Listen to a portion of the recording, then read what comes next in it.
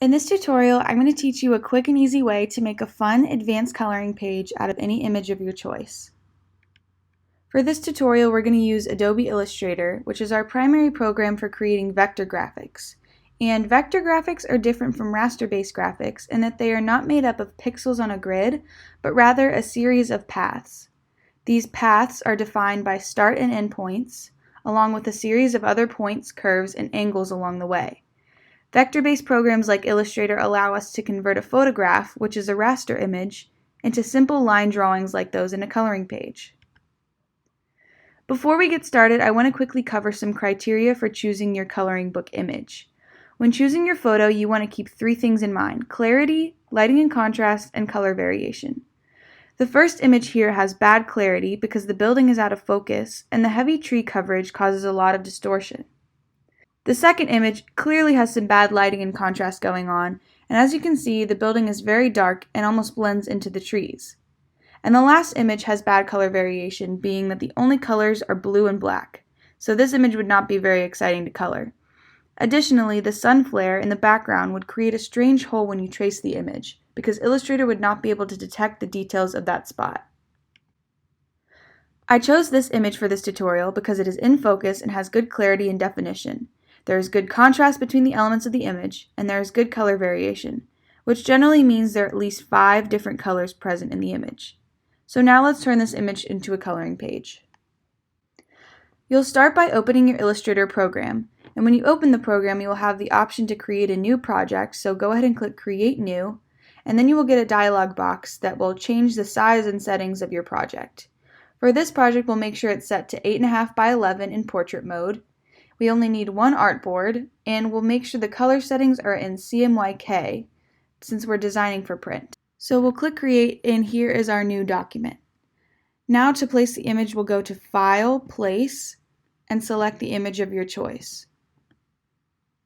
Then click once to place the image into the document. And you'll notice that there is a blue X over your document right now, and that just means that the image is not yet embedded into the document. So to get rid of that, we'll go into the Properties panel, which is on the right side of your screen, and you'll go to Quick Actions and click Embed. And that's just going to make sure that there is a copy of that image in your document, so even if you were to change or delete the source file off of your computer, the image will stay in this Illustrator document. So now we're going to scale the image, and you can either leave a white border around your image or scale it to fit the entire artboard. And to do that, you'll hold Shift and drag the anchor points on the outside to scale the image proportionally. Then you can center the image in your artboard or move it however you want. And to get rid of the overlap off of your artboard, you'll select the image and go to Crop Image in the Quick Actions panel, and just line those crop marks up to the edges of your artboard and click Enter. From here, we can go ahead and trace the image. So over on the right side of your screen, you'll notice this workstation, which has a few different panels that open when you open Illustrator for the first time. But to add more panels to that, you can go over to Window, and you'll notice that there are all of these different panels that you can add to your workspace. For this case, we're going to use the Image Trace panel. So you'll go ahead and click Image Trace, and then you can drag that panel into your workspace. With the image selected, we're going to go over to Preset, and these presets are where you'll have some freedom to play around with your image until you like the outcome of your coloring page. The main ones you're going to want to look at are 16 colors through high fidelity photo. For this, we'll start with high fidelity photo, which is going to preserve the quality of your image as much as it can and preserve all of the colors in it while it turns it into a vector image. So that might take a minute depending on the size of your image. And once that's done, you'll notice that the image is no longer pixels, so it's no longer a raster image, but the image trace has turned it into a vector image. So then to see what the coloring page with this setting would look like, we can go over to View Tracing Result with Outlines. And we'll see that the high fidelity photo option is a little bit too complex for this quality of an image.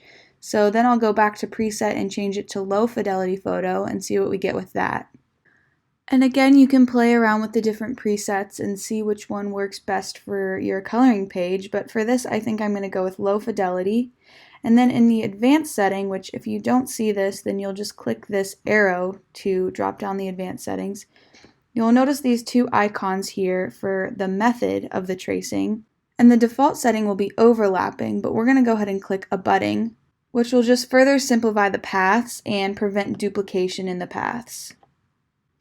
Then you can also change things such as the number of paths in your drawings and the number of corners. And you can also increase the clarity by bringing up this noise setting. And I'll go ahead and bring it up to 50 and see what we get with that.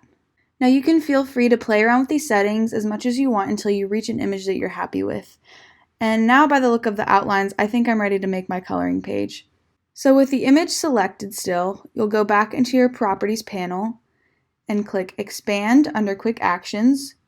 And now what that does is just turns the outlines of that vector image into their own paths. So then to take out the fill of these colors, you're going to go over to the Appearance section and click the question mark next to Fill, and click that box with the red line through it to take away the colors. Then for stroke, you're going to want to click that box again and make it a black outline. And over here you can adjust the size of the outline, and I find that 1 point is a little bit too large for this, so I'm going to take it down to 0.25 and then deselect, and that should be good. And now you can either export this as a JPEG by going to File, Export, Export As, or you can save it as a PDF. And I like to save it as a PDF because it's a little bit higher quality for printing. Then from there you can either print your file from Acrobat after opening that PDF, or you can print it straight from Illustrator by going to File and Print. Thank you for watching, and I hope you enjoyed this tutorial.